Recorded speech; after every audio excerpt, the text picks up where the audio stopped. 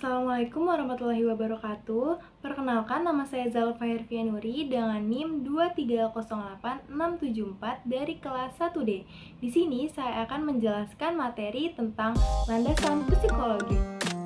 Yang pertama ada definisi psikologi. Psikologi berasal dari kata psyche yang artinya itu jiwa, dan logos yang artinya itu ilmu. Secara umum, psikologi ialah ilmu yang mengkaji perilaku individu dalam interaksi dengan lingkungannya.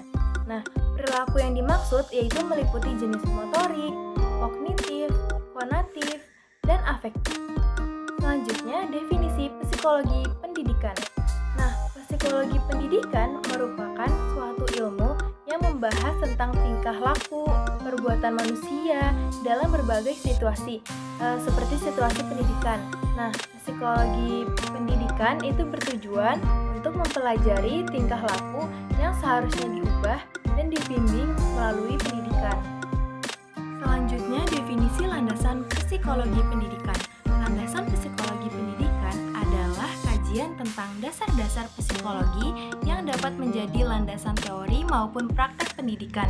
Kajiannya membahas berbagai informasi mengenai kehidupan manusia pada umumnya, serta gejala-gejala yang berkaitan dengan aspek pribadi manusia untuk mengenali dan menyikapi manusia sesuai dengan tahapan usia perkembangannya. Nah, dengan tujuan untuk memudahkan proses pendidikan. Selanjutnya, cabang-cabang ilmu psikologi. Psikologi perkembangan. Psikologi perkembangan adalah cabang dari ilmu psikologi yang mempelajari perkembangan dan perubahan aspek kejiwaan manusia sejak dilahirkan sampai dengan meninggal. Selanjutnya, pendekatan psikologi perkembangan. Yang pertama, ada pendekatan pertahapan. Perkembangan individu berjalan melalui tahapan-tahapan tertentu. Pada setiap tahap memiliki ciri-ciri khusus yang berbeda dengan ciri-ciri pada umumnya. Nah, dibedakan menjadi dua, yaitu umum dan khusus. Umum yaitu mencakup perkembangan berbagai faktor yang diperhitungkan dalam menyusun tahap-tahap perkembangan. Nah, kalau khusus itu mempertimbangkan faktor tertentu saja sebagai dasar menyusun tahap-tahap perkembangan anak. Misalnya, pertahapan Piaget-Colbert dan Erikson. Menurut Piaget, ada 4 tingkat perkembangan kognisi. Yang pertama, periode sensori-motor pada umur 0-2 tahun, kemampuan anak terbatas pada gerak-gerak refleks. Yang kedua, periode praoperasional pada umur 2-7 tahun, perkembangan bahasa sangat pesat, peranan intuisi dalam memutuskan sesuatu masih besar. Yang ketiga, periode operasional konkret pada umur 7-11 tahun. Anak sudah bisa berpikir logis, sistematis, dan memecahkan masalah yang bersifat konkret. Yang keempat, periode operasional formal pada umur 11-15 tahun. Anak-anak sudah dapat berpikir logis terhadap masalah, baik yang konkret maupun yang abstrak, dan dapat membentuk ide-ide dan masa depannya secara realistik. Pendekatan psikologi perkembangan, yaitu ada pendekatan diferensial. Pendekatan ini memandang individu-individu itu memiliki kesamaan dan perbedaan. Atas dasar ini, lalu orang membuat kelompok dan anak-anak yang memiliki kesamaan dijadikan satu kelompok. Maka terjadilah kelompok berdasarkan jenis kelamin, kemampuan intelek, bakat, ras, agama, status sosial, ekonomi, dan sebagainya. Lalu ada pendekatan ipsatif. Pendekatan ini berusaha melihat karakteristik setiap individu, dapat saja disebut sebagai pendekatan individual, yaitu melihat perkembangan seseorang secara individual. Psikologi belajar. Belajar adalah perubahan perilaku yang relatif permanen sebagai hasil pengalaman, bukan dari hasil perkembangan, pengaruh obat, atau kecelakaan. Nah, bisa melakukannya pada pengetahuan lain serta mampu mengomunikasikannya kepada orang lain. Nah, secara psikologis, belajar itu dapat didefinisikan sebagai suatu usaha yang dilakukan oleh seseorang untuk memperoleh atau mendapatkan suatu perubahan tingkah laku secara sadar dari hasil interaksinya dengan lingkungannya. Nah, psikologi belajar menurut Gagne, prinsip belajar dapat dilakukan perubahan yang berkenaan dengan kapabilitas individu, sedangkan menurut Hilgard dan Bauer, perubahan terjadi karena interaksi dengan lingkungannya sebagai reaksi terhadap situasi yang dihadapinya. Selanjutnya itu ada prinsip-prinsip yang diperhatikan dalam proses belajar. Nah, yang pertama ada kontinuitas. Menurut pendapat Jamarah tahun 2008 yang mengemukakan bahwa kontinuitas belajar dapat diartikan dengan belajar yang dilakukan secara berkesinambungan. Kegiatan mengulangi bahan pelajaran, menghafal bahan pelajaran, mengerjakan tugas yang diberikan oleh guru, dan membuat ringkasan itu juga merupakan hal yang dilakukan secara berkesinambungan setelah para siswa selesai belajar di dalam kelas. Nah, yang kedua ada pengulangan dalam proses belajar. Semakin sering diulangi, maka semakin ingat dan melekat pelajaran itu pada diri seseorang. Akan tetapi, yang tertanam dalam otak seseorang mengulang dapat secara langsung sesudah membaca, tetapi bahkan lebih penting adalah mempelajarinya kembali bahan pelajaran yang sudah dipelajari. Nah, yang ketiga itu ada penguatan.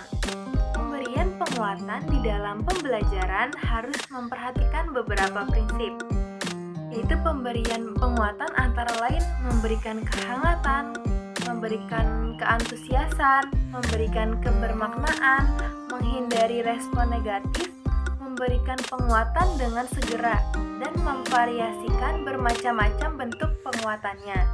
Nah, yang keempat itu ada motivasi positif dan percaya diri dalam belajar.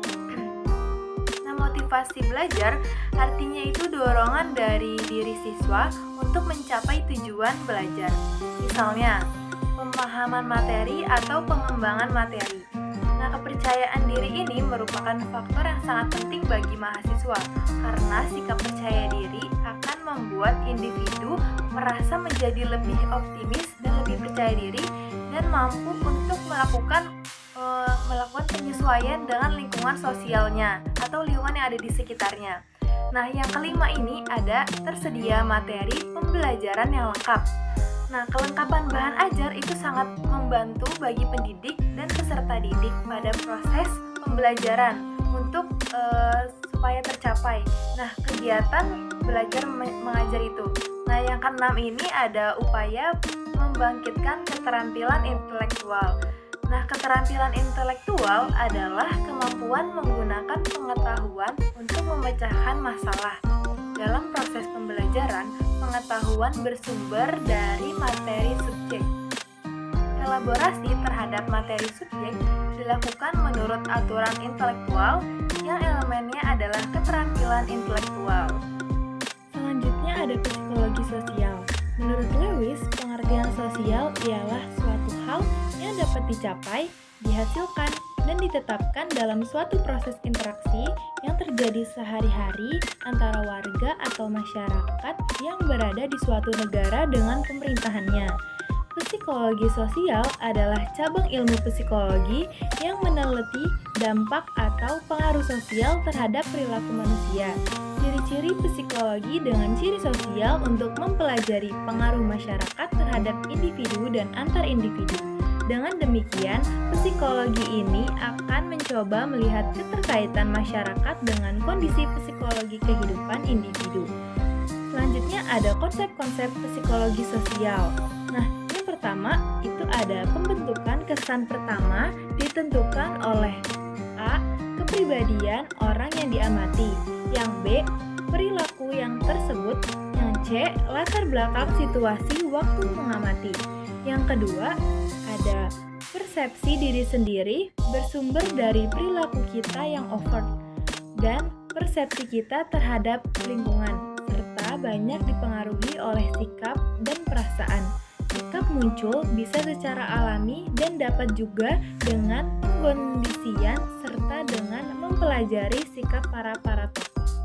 Motivasi dibentuk oleh faktor-faktor yang A. Minat dan kebutuhan individu, B. Persepsi terhadap tugas yang menantang, C. Harapan sukses. Yang ketiga, keinginan hubungan yang disebut penetrasi sosial akan terjadi manakala perilaku antar pribadi oleh perasaan subjektif. Perilaku agresif disebabkan oleh A. Insting berkelahi, B. Gangguan dari pihak lain, C. Putus asa. Jenis-jenis perilaku agresif antara lain, yang pertama ada agresif antisosial seperti memaki-maki, yang B. Agresif seperti prososial seperti menembak teroris, C. Agresif sanksi menampar orang yang melecehkannya. Selanjutnya, kita membahas peranan landasan psikologi dalam pendidikan. Yang pertama, merumuskan tujuan dari pembelajaran yang tepat. Jangan memahami psikologi pendidikan yang dapat memadai harapan guru agar dapat lebih tepat dalam menentukan bentuk perubahan perilaku yang dikehendaki sebagai tujuan pembelajaran. Misalnya, dengan berusaha mengaplikasikan pemikiran Bloom tentang taksonomi perilaku individu dan mengkaitkannya dengan teori-teori perkembangan individu. Yang kedua, itu memilih strategi atau metode pembelajaran yang sesuai dan tepat. Dengan memahami psikologi pendidikan yang memadai, diharapkan guru dapat menentukan strategi atau metode pembelajaran yang tepat dan sesuai, dan mampu mengaitkannya dengan karakteristik dan keunikan individu, jenis belajar, dan gaya belajar tingkat perkembangan yang sedang dialami siswanya. Yang ketiga, itu memberikan konseling siswa. Tugas dan peran guru di samping melaksanakan pembelajaran juga diharapkan dapat membimbing para siswanya dengan memahami psikologi pendidikan. Tentunya diharapkan guru dapat memberikan bantuan psikologi secara tepat dan benar bagi siswanya melalui proses hubungan interpersonal yang penuh kehangatan dan keakraban. Yang keempat, memotivasi dan memfasilitasi siswa. Memfasilitasi artinya berusaha untuk mengembangkan segenap potensi yang dimiliki siswa, seperti bakat, kecerdasan, dan minat. Sedangkan memotivasi dapat diartikan sebagai berupaya memberikan dorongan kepada siswa untuk melakukan perbuatan tertentu, khususnya perbuatan belajar. Tanpa pemahaman psikologi pendidikan yang memadai, tampaknya guru akan mengalami kesulitan untuk mewujudkan dirinya sebagai fasilitator maupun motivator belajar siswanya. Lalu, yang kelima, ada menciptakan iklim belajar yang kondusif. Efektivitas dalam pembelajaran membutuhkan adanya iklim belajar yang kondusif. Guru dengan pemahaman psikologi pendidikan yang memadai memungkinkan untuk menciptakan iklim sosio-emosional yang kondusif di dalam kelas, sehingga siswanya dapat belajar dengan nyaman dan menyenangkan. Dan yang keenam, ada berinteraksi secara tepat dengan siswanya. Pemahaman guru tentang psikologi pendidikan dapat membantu guru dalam mengembangkan penilaian dalam pembelajaran yang lebih adil, baik dalam teknis penilaian, pemenuhan prinsip-prinsip penilaian maupun menentukan hasil-hasil penilaian. Nah, yang ketujuh itu pengembangan pada kurikulum. Pengetahuan psikologi pendidikan membantu merancang kurikulum yang sesuai dengan tingkat perkembangan kognitif dan sosial, sehingga proses pembelajaran akan menjadi lebih efektif. Yang terakhir, yang kedelapan, itu menilai hasil pembelajaran secara adil. Pemahaman guru tentang psikologi pendidikan dapat membantu guru dalam mengembangkan penilaian pembelajaran siswa yang lebih adil, baik dalam teknis penilaian, pemenuhan prinsip-prinsip penilaian, maupun menentukan hasil-hasil penilaian. Selanjutnya, kita akan membahas tentang penerapan landasan psikologi dalam pendidikan. Teori pembelajaran.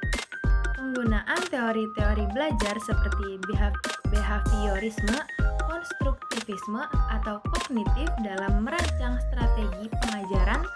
Teori-teori tersebut memberikan pemahaman tentang cara-cara yang berbeda di mana siswa belajar. Behaviorisme fokus pada respon terhadap stimulus, konstruktivisme menekankan pembentukan pengetahuan melalui konstruksi pribadi, sementara teori kognitif kognitif itu memperhatikan proses mental siswa. Dengan teori-teori ini, kita dapat merancang strategi atau menyesuaikan pengajaran atau mengoptimalkan pengalaman belajar siswa.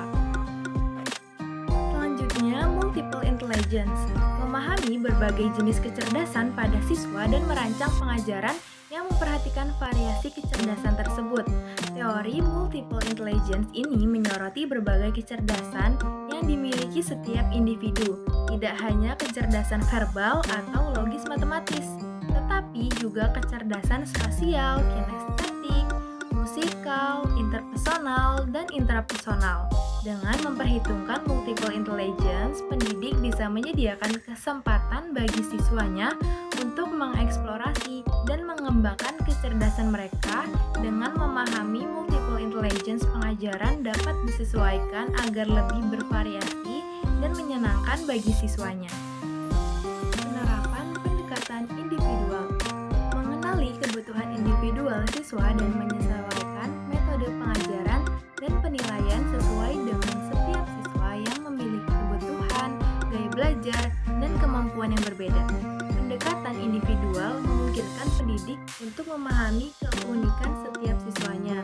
Dengan memahami kebutuhan individual, pendidik dapat menyesuaikan metode pengajarannya dan materi dan evaluasi untuk memenuhi kebutuhan setiap siswa.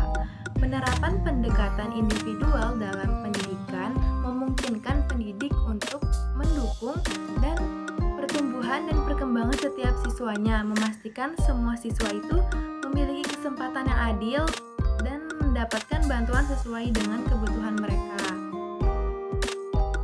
Pengelolaan kelas berbasis psikologi, menerapkan strategi manajemen kelas yang mempertimbangkan psikologi perilaku, motivasi, dan pengembangan sosial emosional siswa. Dengan pendekatan ini, pendidik dapat lebih baik memahami perilaku siswa, memperhatikan faktor-faktor psikologis yang mempengaruhi kelas seperti motivasi, emosi, dan interaksi sosial. Pendekatan ini membantu dalam manajemen emosi dan perilaku di kelas, memungkinkan pendidik untuk merespon secara efektif terhadap berbagai situasi dan menstimulasi kesejahteraan mental siswa. Dan dengan pendekatan ini, pendidik dapat membantu siswa dalam pengembangan keterampilan sosial emosional seperti manajemen stres, resolusi konflik, dan keterampilan komunikasi. Sekian materi dari saya. Wassalamualaikum warahmatullahi wabarakatuh.